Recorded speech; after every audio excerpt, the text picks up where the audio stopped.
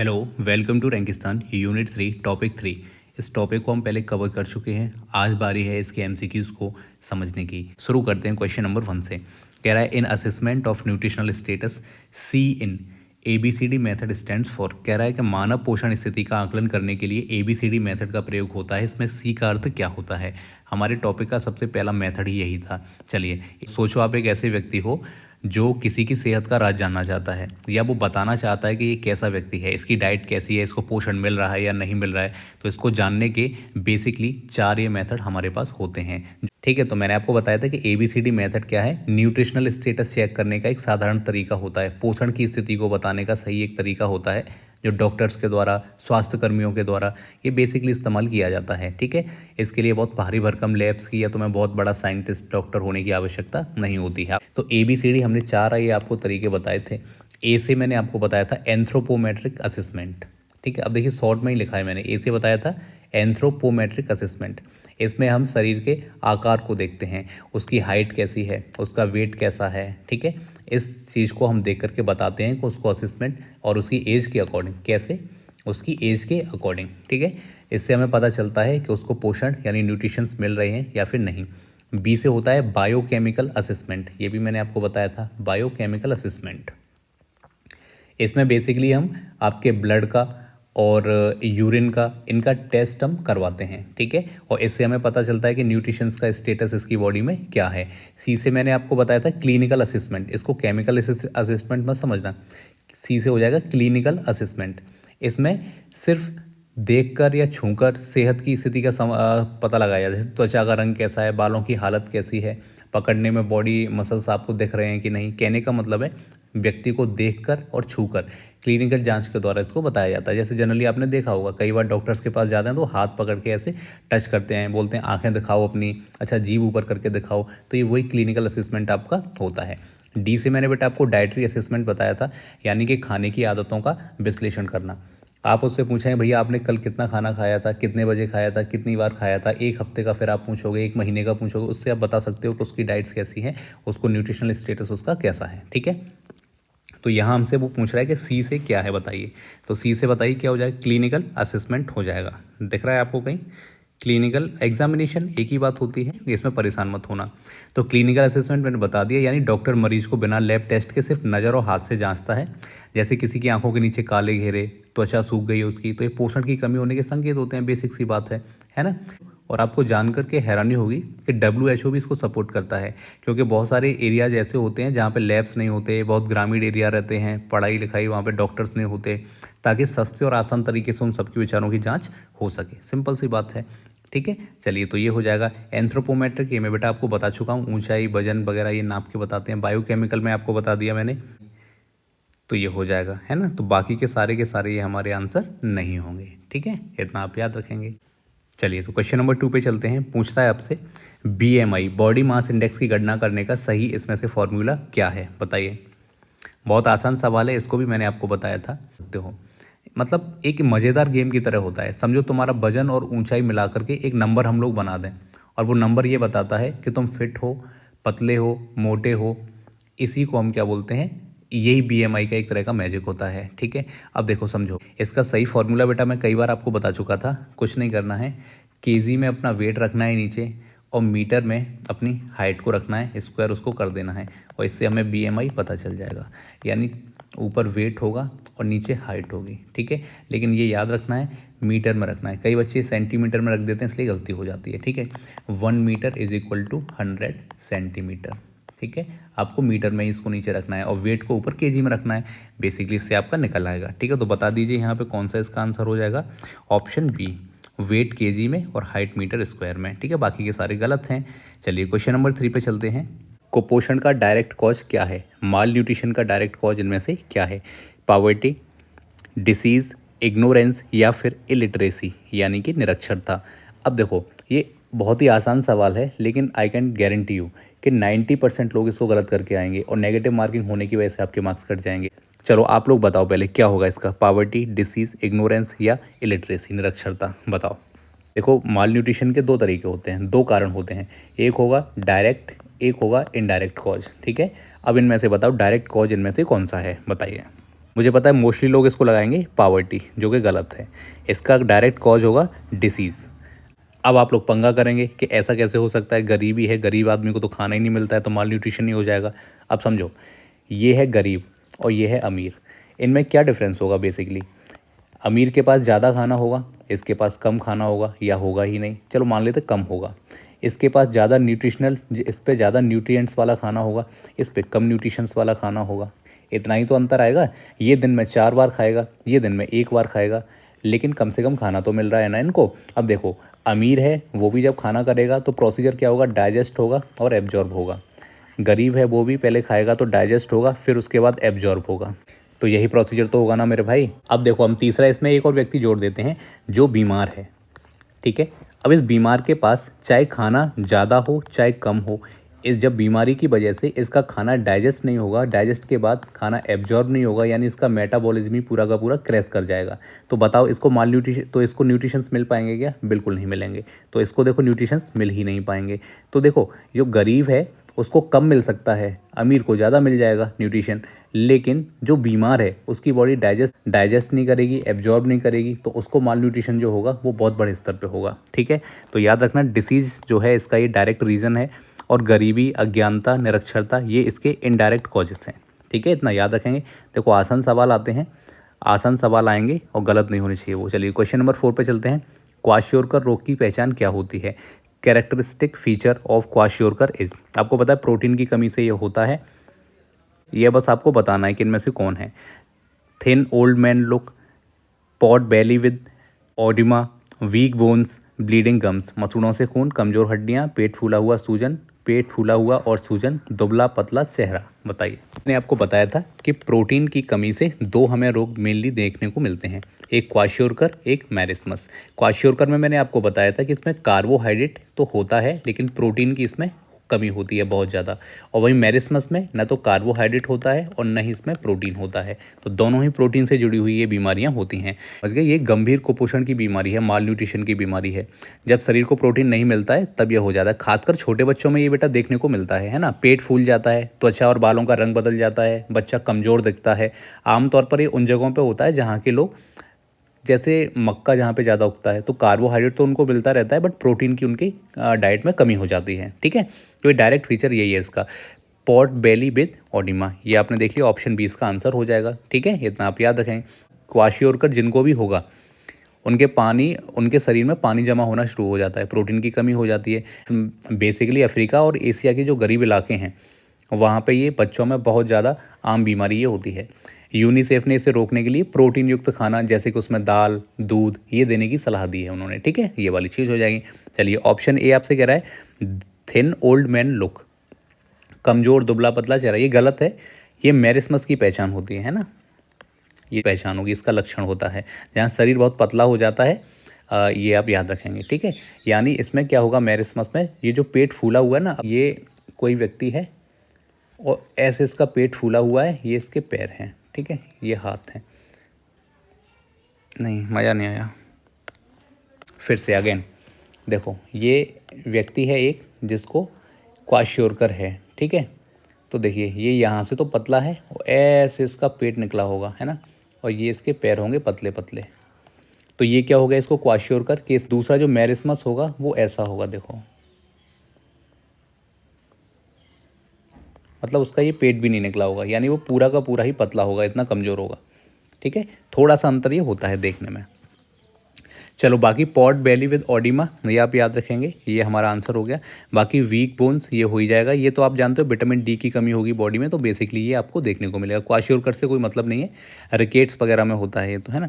Bleeding gums की बात करेंगे तो ये आप याद रखेंगे, ये विटामिन सी की कमी से बेटा बेसिकली देखने को आपको मिलता है, इसको आप याद रखेंगे, ठीक है। चलिए, तो आप याद रखना, क्वाशियोरकर और मैरिस्मस इनमें अंतर आपको थोड़ा सा देखना पड़ेगा, ठीक है। इतना आप याद रखेंगे। देखो, यहाँ लिखा है कमज़ोर दुबला पतला चेहरा, पूरा ही कमज़ोर होगा, लेकिन इसमें पेट फूला हुआ रहता है, स्वेलिंग जैसी आ जाती है, ठीक है। स्वेलिंग मतलब मैंने बोला पानी हो जाता है बॉडी में, पानी की मात्रा बढ़ जाती है ना, तो इसकी वजह से ये हो जाता है।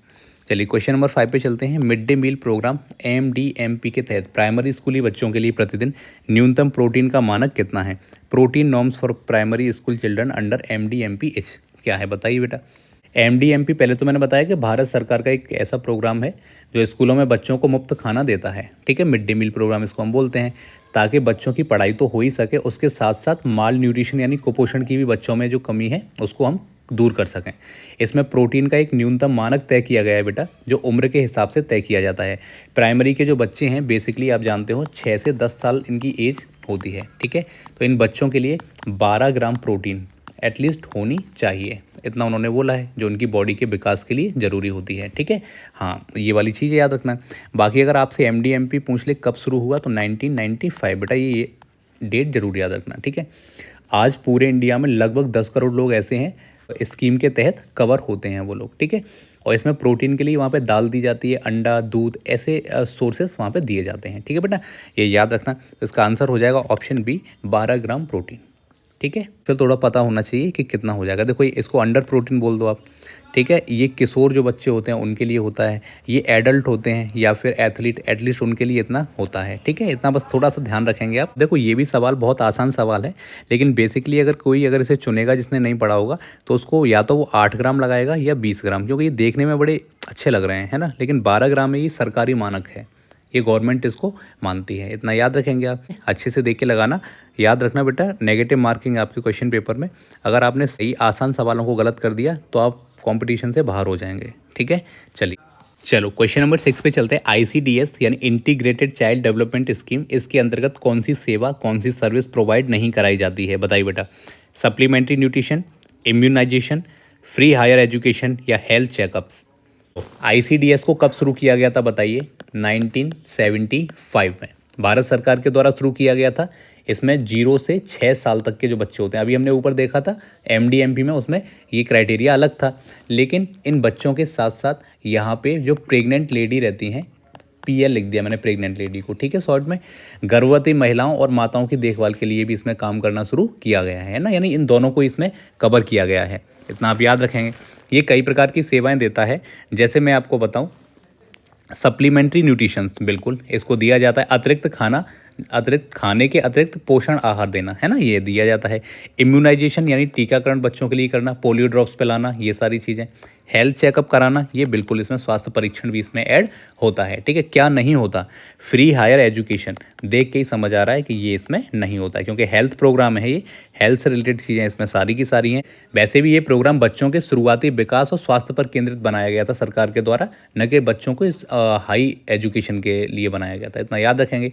आईसीडीएस में बेटा देश भर में 14 लाख इससे ज़्यादा केंद्र हैं, उनके जरिए ये चलता है ना। 14 लाख से ज़्यादा केंद्र सेंटर्स बनाए गए, उनके जरिए ये काम करता है। महिला एवं बाल विकास मंत्रालय है जो इसको चलाता है, और इसका मकसद है बेटा कुपोषण और बीमारी को बिल्कुल ही खत्म कर देना, इतना याद रखना, है ना। इस सवाल के लिए मैं आपको इतना ही बोलना चाहूँगा कि इसमें नहीं है, तो इसको आप ध्यान रखना, वरना आप ये पढ़ लें कि इसमें कौन सी सर्विस दी जाती है, और सबसे पहले आप सप्लीमेंट्री न्यूट्रिशन को देखकर आप उसी को टिक कर दें कि यही होगा। तो नहीं को जरूर देखना आप अपने पेपर में, जिससे आपको पता चल सके कि बाकी के सारे ऑप्शंस भी इसमें हैं, सिर्फ एक इसमें गलत है। चलिए नेक्स्ट क्वेश्चन पे चलते हैं। Question number 7, NFSM national food security mission, इसका मेन उद्देश्य क्या है, इसका मेन ऑब्जेक्टिव बेटा क्या है, बताना है आपको। ऑप्शन ए है आपका provide free food to all citizen, सभी को मुफ्त भोजन देना। ऑप्शन बी है आपका to increase production of rice, wheat and pulses, चावल, गेहूं व दलहनों का उत्पादन बढ़ाना। सी है to reduce obesity among children, बच्चों में मोटापा कम करना। और डी है to supply fortified milk, fortified दूध उपलब्ध सभी को कराना। समझो NFSM को सबसे पहले समझते हैं। सरकार का एक प्रोग्राम है, इसको कब शुरू किया गया था, 2007। 3 ही तो हम इसमें प्रोग्राम पढ़ रहे हैं, सबकी डेट्स आप याद रखेंगे, ठीक है। इसका मेन ऑब्जेक्टिव था खाद्य सुरक्षा को बढ़ाना, जिससे भुखमरी को कम किया जा सके। इसमें आप याद रखेंगे चावल, दाल और गेहूं, इनका उत्पादन इसमें बढ़ाना था, ठीक है, जिससे ज़्यादा से ज़्यादा लोगों का पेट भर सके। NFSM जो है आपका किसानों को बीज देना, खाद देना, ट्रेनिंग देना, ठीक है, ये सब इसमें इंक्लूडेड था। कृषि मंत्रालय इसको चलाता है। इसका लक्ष्य 2025 तक उत्पादन को और ज़्यादा बढ़ाना था। ये खासकर सूखा या बाढ़ वाले इलाकों में इनकी लोगों की मदद करता है, जिससे उनको खाना प्रॉपर मिल सके, ठीक है, इतना आप याद रखेंगे। ऑप्शन ए आपसे बोल रहा है to provide free food to all citizens, तो ये गलत है बेटा। NFSM फ्री खाना देने का प्रोग्राम नहीं है, ये खाने को बढ़ाने का, उत्पादन को बढ़ाने पर फोकस करता है। फ्री खाना तो आपको PDS के द्वारा मिलता है, PDS यानी कि पब्लिक डिस्ट्रीब्यूशन सिस्टम। चलिए तो ये हमारा गलत हो जाएगा। ऑप्शन बी जो है बेटा to increase production of rice, wheat and pulses, चावल, यही तो है बेटा इसका आंसर, तो यही हमारा सही जवाब हो जाएगा। चलिए ऑप्शन सी बता रहा है आपसे to reduce obesity among children.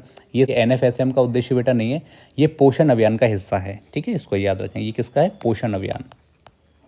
ये हमारी एक यूनिट में अलग से दिया हुआ है, तो वहाँ इसे हम प्रॉपर तरीके से पढ़ेंगे। ठीक है, चलिए ऑप्शन नंबर डी है टू सप्लाई फोर्टिफाइड मिल्क। ये भी गलत हो जाएगा क्योंकि ICDS के अंतर्गत दिया जाता है, उसको भी याद रखें जो अभी हमने ऊपर देखा था। चलिए तो नेक्स्ट क्वेश्चन पे चलते हैं। क्वेश्चन नंबर 8, विटामिन ए की कमी से कौन सी बीमारी हो जाती है? Night blindness, rickets, scurvy, goitre. आसान सवाल है, ये आपको आना ही चाहिए। ठीक है, चलो देखो विटामिन ए को बेटा वैसे तो कहा जाता है कि ये हमारी स्किन के लिए, आंखों के लिए, इम्यून सिस्टम के लिए ज़रूरी होती है, बट बेसिकली हम अगर इसको देखें तो आंखों का रक्षक आप इसको कह सकते हैं, क्योंकि आंखों के लिए बहुत ज़्यादा ज़रूरी होती है। इसका सबसे हाईएस्ट जो सोर्स है वो गाजर आप कह सकते हो, बाकी पालक में भी मिलेगा, दूध में भी मिलेगा। आपको रात में दिखना बंद हो जाता है इससे, अगर आपको रतौंधी या फिर ये नाइट ब्लाइंडनेस अगर हो जाती है तो। ये हमारा आंसर हो जाएगा ऑप्शन ए। ये होता क्या बेटा? नाइट ब्लाइंडनेस और रतौंधी, आपको रात में दिखना बंद हो जाता है। आप कहोगे सर रात में तो वैसे ही नहीं दिखता है। याद रखना, जैसे एग्जांपल के लिए रात में अगर एकदम से अंधेरा हो जाता है तो थोड़ी देर बाद आपकी आंखें उसको सेंस करना शुरू कर देती हैं, थोड़ा थोड़ा आपको दिखाई देने लग जाता है। लेकिन जिसको नाइट ब्लाइंडनेस होगी उसको कुछ भी नहीं दिखेगा, सिर्फ काला बिंदु उसकी आंख पे दिखेगा, उसको कुछ नहीं दिखेगा। ठीक, आपने देखा होगा उल्लू होते हैं, ये रात में देखते हैं, इनको रात में दिखाई देता है। इसका रीज़न क्या है? उनमें विटामिन ए ज़्यादा होता है क्या? उनमें एक रोडोप्सिन नाम का एक प्रोटीन होता है, वो उनमें बहुत ज़्यादा होता है, हम में भी होता है वो। आप याद रखेंगे विटामिन ए है ना, ये भी रोडोप्सिन नाम का प्रोटीन एक बनाता है, जिसकी कमी अगर हो जाएगी तो आप कह सकते हैं कि विटामिन ए की कमी बेसिकली हो गई बॉडी में, तो आपको जो है नाइट ब्लाइंडनेस हो जाती है। लेकिन आउल में होते हैं, इनमें रोडोप्सिन प्रोटीन ज़्यादा पाया जाता है, इसलिए रात में भी ये देख पाते हैं। ठीक है, लेकिन बेसिकली रात में देखने के लिए हमारी जो आइज़ है ना, उसमें रॉड एंड कॉन्स, ये दो टाइप के सेल्स होते हैं। चलो छोड़ो, ये ज़्यादा हो जाएगा आपके लिए। अभी आप केवल इतना समझेंगे विटामिन ए की कमी से नाइट ब्लाइंडनेस हमको यहाँ हो जाती है, रतौंधी हो जाती है। ठीक है, अगर आपसे रिकेटस पूछ लेगा बेटा तो आप यहाँ पे आसानी से बता सकते हो कि रिकेटस अगर आपसे पूछता है तो बताएंगे आप विटामिन डी की कमी से हो जाता है, हड्डियाँ कमज़ोर बेसिकली इसमें हो जाती हैं। स्कर भी आपको विटामिन सी की कमी से देखने को मिलेगा, मसूड़ों से खून आने लग जाता है। वहीं ये होता है गोइटर, गंडमाला, इसको गठिया रोग भी कहते हैं। ठीक है, ये थायराइड की एक तरह से समस्या होती है, आयोडीन की कमी से ये हो जाता है ना, कि विटामिन डी की कमी, विटामिन ए की कमी से होता है। ठीक है, इतना आप याद रखेंगे। ठीक है, कम जो गरीबी वाले इलाके रहते हैं जहाँ पे हरी साग सब्जियाँ कम खाई जाती हैं, तो वहाँ पे बेसिकली विटामिन ए की कमी बच्चों में ज़्यादा मिलती है, और WHO इसे रोकने के लिए कई प्रकार के प्रोग्राम्स भी चलाता है। क्वेश्चन नंबर 9 है, ये भी विटामिन से, स्कर्वी रोग किस विटामिन की कमी से होता है? बताइए। ये हमने ऊपर देखा था, विटामिन सी की कमी से ये होता है। स्कर्वी एक ऐसी बीमारी है बेटा जो विटामिन सी की कमी से होती है। विटामिन सी खून को गाढ़ा करना और मसूड़ों को स्वस्थ रखने में मदद करता है बेसिकली हमारी। ठीक है, इसके अगर आपसे पूछे लक्षण क्या है, मसूड़ों से खून आना, दांतों का हिलना, या फिर बॉडी में आपको थकान थकान महसूस आना, है ना, होना, ये सारे इसके लक्षण होते हैं। जब लोग फल सब्जियां, खासकर खट्टी चीज़ें, नींबू, आंवला, ये सब चीज़ें नहीं खाते हैं, टमाटर नहीं खाते हैं, तब उनको ये विटामिन सी की कमी हो जाती है। आपको मैंने बताया था कि विटामिन सी आपकी बॉडी में स्टोर ये नहीं होता है, डेली आपको इसको कंज्यूम करना होता है। ठीक है, ये आप याद रखेंगे। और ये जो विटामिन सी है, अगर आप इसको खाते रहेंगे, डेली अगर इनटेक करेंगे, तो आपको जो है छोटी मोटी बीमारियाँ, वैसे जो आपको एलर्जी वगैरह होती है वो भी आपको नहीं होती है। ठीक है, इतना आप याद रखेंगे। जब पुराने टाइम पे जब सेलर्स जाते थे ना, जो जहाज़ों से दूर दूर तक सफ़र पे निकलते थे सामान को लेकर के, उनमें स्कर्वी बहुत ज़्यादा देखने को मिलता था। क्यों? क्योंकि उनको ताज़ा फल वहाँ पर देखने को, ताज़ा फल सब्जियाँ उनको नहीं मिलती थी। ठीक है, आजकल तो ये बीमारी काफ़ी दुर्लभ हो गई है, बहुत ही गरीब इलाके रहते हैं, वहीं केवल देखने को ये मिलती है, हमें नहीं मिलती। ठीक है, बाकी विटामिन ए बेटा मैंने अभी बताया था नाइट ब्लाइंडनेस के लिए ज़रूरी हो जाता है। विटामिन B1 की अगर कोई बात करेगा तो ये बेरी बेरी रोग हो जाता है। थकान होती है, नसों की समस्या इसमें हो जाती है, अपनी जो नर्व्स होती हैं, नसें होती हैं, उनकी समस्या इसमें हो जाती है। विटामिन सी हमारा आंसर हो ही जाएगा बेटा। और विटामिन डी की जब हम बात करेंगे तो इससे आपको पता है रिकेटस की कमी हो जाएगी। ठीक है, रिकेटस से हो जाएगा। नेक्स्ट क्वेश्चन पे चलते हैं, क्वेश्चन नंबर 10, रिकेटस किस विटामिन की कमी से होता है? तो विटामिन डी। ठीक है, जो बच्चों में हड्डियों को कमज़ोर और टेढ़ा कर देती है, खासकर जब वे बढ़ रहे होते हैं। ठीक है, इतना आप याद रखेंगे। विटामिन डी हड्डियों को मजबूत बनाने के लिए जो कैल्शियम और फास्फोरस रहता है उसको एब्जॉर्ब करने में हेल्प करता है। अगर विटामिन डी नहीं होगा तो कैल्शियम और फास्फोरस जो आपको खाने से मिल रहा होगा वो एब्जॉर्ब आपकी बॉडी में नहीं होगा और वो वेस्टेज के फॉर्म में निकल जाएगा, तो आपकी बॉडी में विटामिन डी यानी कैल्शियम फास्फोरस की कमी हो जाएगी और आपकी हड्डियाँ कमज़ोर हो जाएंगी। इतना आप याद रखेंगे। ठीक है, बच्चों को दूध, मछलियाँ, ऐसी चीज़ें जब खिलाते हैं तो विटामिन डी उनको मिल जाता है, और या फिर उनको उठा के धूप में बिठा दो 1 घंटे के लिए सुबह, तब भी उनको मिल जाता है ये। ठीक है, इसको आप याद रखेंगे। चलिए, बाकी सारे के सारे आपको पता ही है। ए पता है आपको, नाइट ब्लाइंडनेस अभी हमने देखा था। अच्छा, विटामिन ई का याद रखेंगे, ये आपको याद रखना, आपकी जो मसल्स होते हैं, नसें रहती हैं, उनसे रिलेटेड समस्याएं हो जाती हैं इसमें, ठीक है।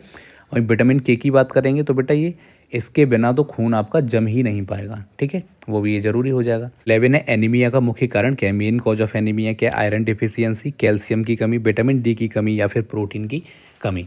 एनीमिया बेटा तब होता है जब खून में हीमोग्लोबिन की, कह सकते हैं हीमोग्लोबिन आरबीसी की कमी जब दिखती है हमको, ठीक है, कम हो जाता है। इससे हीमोग्लोबिन का ही काम रहता है ऑक्सीजन को आपकी पूरी बॉडी के अंदर सेल्स तक लेकर के जाना। अगर हीमोग्लोबिन नहीं होगा तो ऑक्सीजन भी नहीं जा पाएगी, ठीक है। इसका मेन कारण रहता है आयरन की कमी, आयरन डिफिशियंसी, ठीक है, क्योंकि आयरन ही हीमोग्लोबिन बनाने में मदद करता है, इतना आप जानते ही हैं। अगर आयरन कम हो जाएगा तो आरबीसी नहीं बन पाएंगे और शरीर थका थका महसूस करेगा, आप सांस लेने में भी आपको तकलीफ होगी, ठीक है। चक्कर आना, आंखों में पीलापन दिखना, सांस फूलना, ये सारी के सारे लक्षण आपको देखने में मिल सकते हैं। गर्भवती महिलाएं, बच्चों में भी ये आम होता है, याद रखना, उनमें खून की कमी हो जाती है, ठीक है। बाकी एनीमिया भारत में एक बड़ी समस्या है, खासकर ऐसी जगहों पे जहाँ पे हरी सब्जियाँ, मांस ये कम खाया जाता है, इसलिए सरकार आयरन की गोलियाँ वगैरह ये सारी चीज़ें देती है। तो ऑप्शन ए हमारा हो जाएगा, आयरन डिफिशियंसी, आयरन की कमी से ये परेशानी एनीमिया की होती है, ये आप याद रखेंगे, ठीक है, क्योंकि हीमोग्लोबिन इसमें कम हो जाता है, बनना बंद हो जाता है।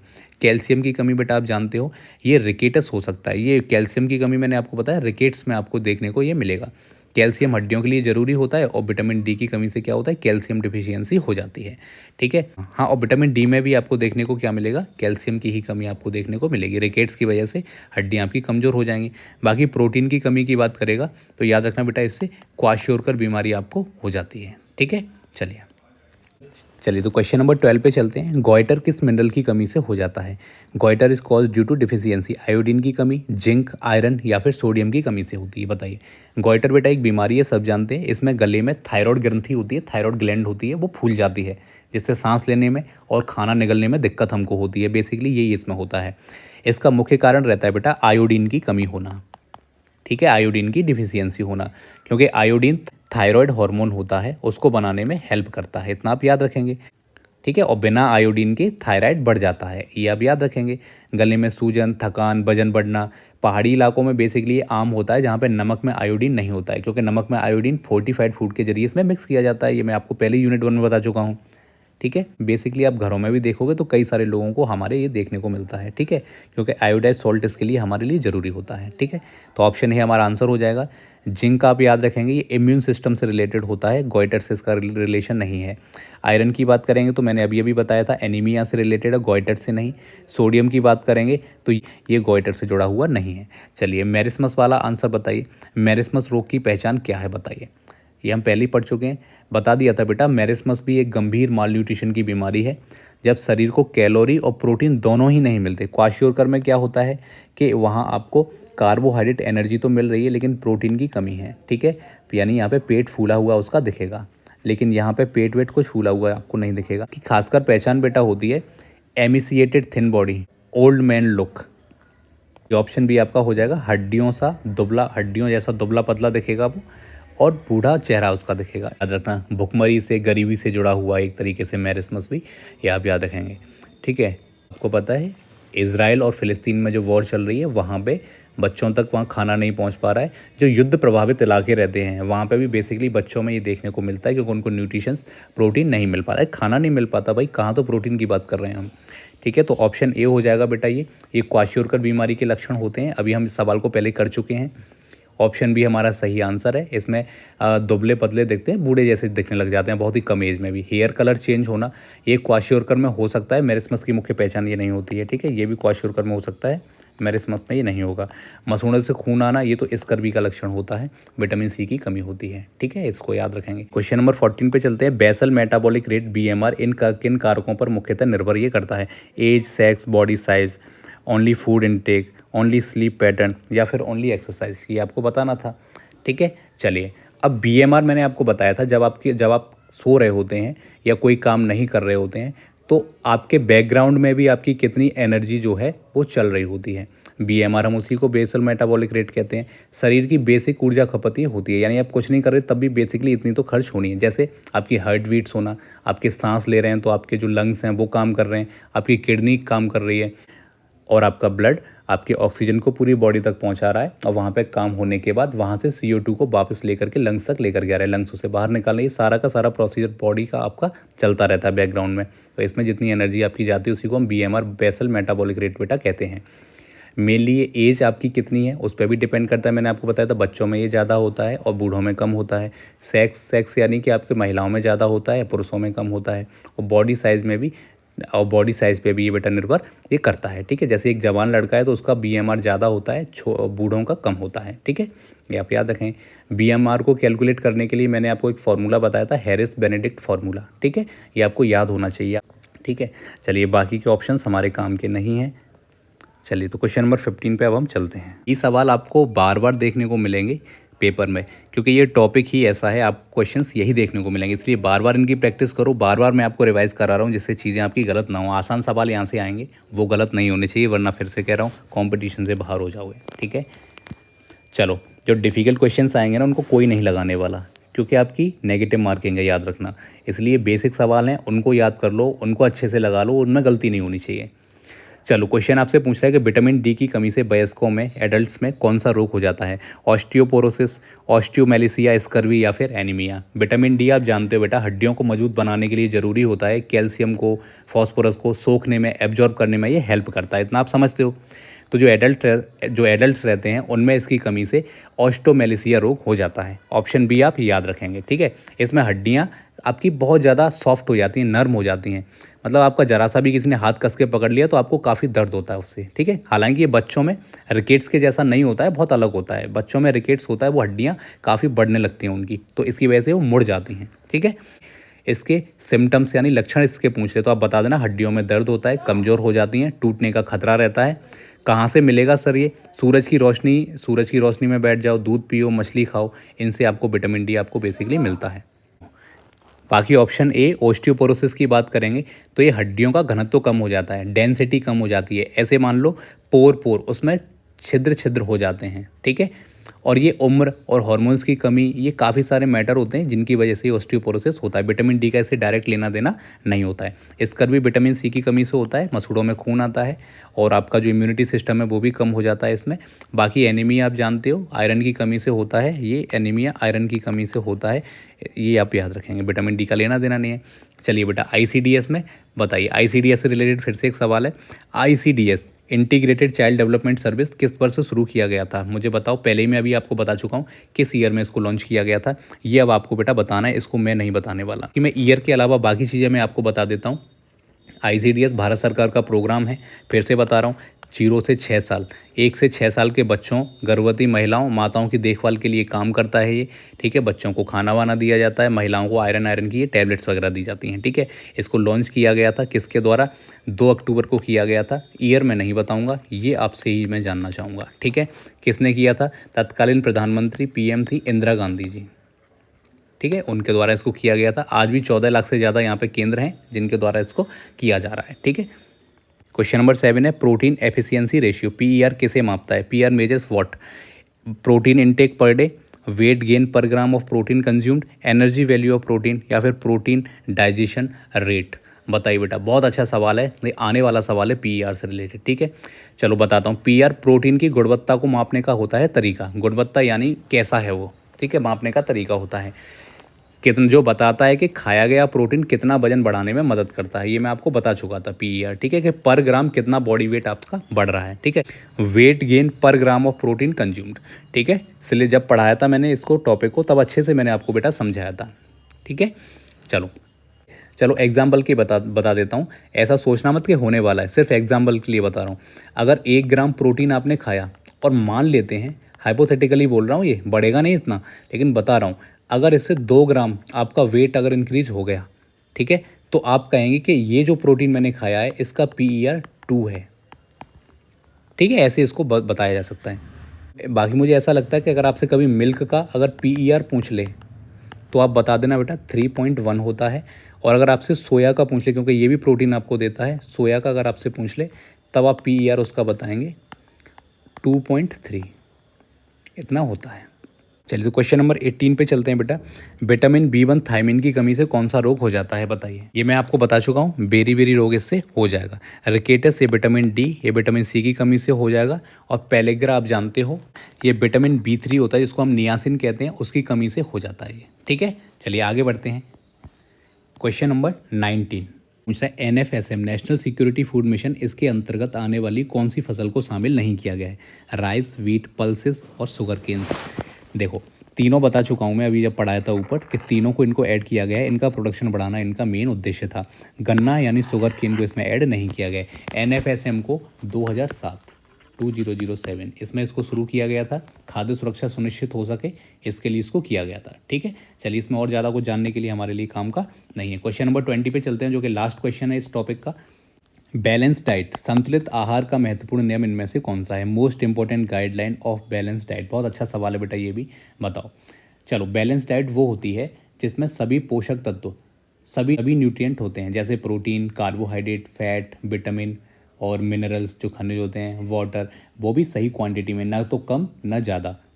ठीक है, ताकि शरीर एकदम हेल्दी रह सके आपका। तो सबसे इसकी इंपॉर्टेंट गाइडलाइन होती है बेटा, बराबर अनुपात में खाद्य समूहों का संतुलन, यानी equal proportion of food groups, यानी थाली में दाल, चावल, सब्जी, फल सबके बराबर हिस्से बेटा होने चाहिए। ठीक है, मैंने अपने, अगर आपको याद हो तो मैंने आपको टॉपिक पढ़ाते समय एक फूड पिरामिड ऐसे करके बना के बताया था, जिसमें मैंने आपको बताया था कि नीचे वाला ये जो है ये कम होना चाहिए, ये ज़्यादा होना चाहिए, फिर इससे कम, फिर इससे कम, 4 सेक्शंस बनाए थे। आप उसको एक बार जा करके जरूर देखना, मैंने ग्रुप में भी टेलीग्राम पे भी डाल दिया है उसको, है ना, किस सेक्शन का परसेंटेज कितना होना चाहिए। ठीक है, आपको पूरा पिरामिड बताया था, जरूर इसको एक बार देखना। चाहूँ तो इसको यहीं मैं आपको बता दूं, लेकिन मैं चाहता हूँ एक बार जा करके आप उसको प्रॉपर तरीके से एक बार देखें, विजुलाइज करें। क्यों, ठीक है, अगर इस तरह से अगर आप उसको देखेंगे तो आपको याद हो जाएगा, ये उसी से सवाल पूछा गया है। ठीक है, चलिए तो ऑप्शन ए इसका आंसर हो जाएगा बेटा, ये आप याद रखेंगे। केवल कार्बोहाइड्रेट, ये गलत हो जाएगा बेटा। और कार्बोहाइड्रेट किससे मिलेगा आपको, राइस से मिलेगा, आप जो रोटियां खाते हैं उससे मिलेगा, है ना। इसको तो असंतुलित बोलेंगे, अनबैलेंस डाइट बोलेंगे इसको। केवल फैट, ये भी गलत हो जाएगा, केवल फैट थोड़ी ना खाना है। शुगर के, ये हाई शुगर डाइट, ये भी गलत हो जाएगा। ठीक है, चीनी तो मोटापा लेकर के आती है। तो यही बेटा हमारे सारे के सारे क्वेश्चंस हमारे यहाँ हो गए। चलिए तो अब हमने यूनिट 3 के टॉपिक 3 के हमने MCQs लगा लिए, टॉपिक 4 और टॉपिक 5 और हमारे बच्चे हैं अभी, उनके भी MCQs इसी तरह से एक्सप्लेनेशन के साथ लगाएंगे, जिससे आपका पूरा टॉपिक रिवाइज हो जाए। उसके बाद ये यूनिट 3 कंप्लीट हो जाएगा, फिर यूनिट हम 4 शुरू करेंगे। ओके, चलो थैंक यू।